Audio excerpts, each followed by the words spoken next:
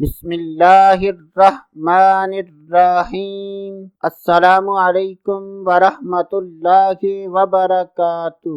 آج کی اس ویڈیو میں بات کریں گے نبی پاک صلی اللہ تعالی علیہ وسلم کا عطا کردہ روحانی علاج۔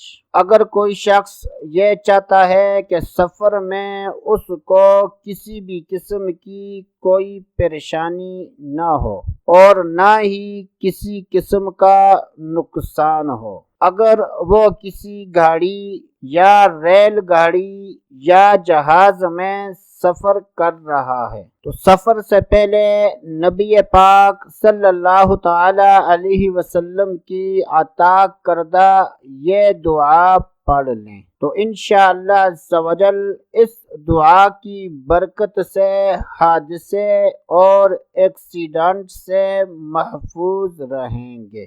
یہ بہت ہی مجرب اور آسان دعا ہے، تو کوشش کریں جب بھی سفر کریں تو سفر کرنے سے پہلے یہ دعا پڑھ لیں۔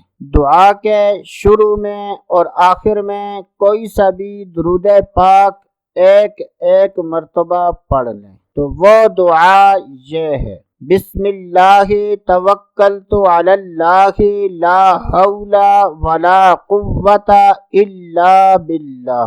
بسم اللہ توکلت علی اللہ لا حول ولا قوت الا باللہ۔ کوشش کریں کہ تلفظ کی ادائیگی درست ہو۔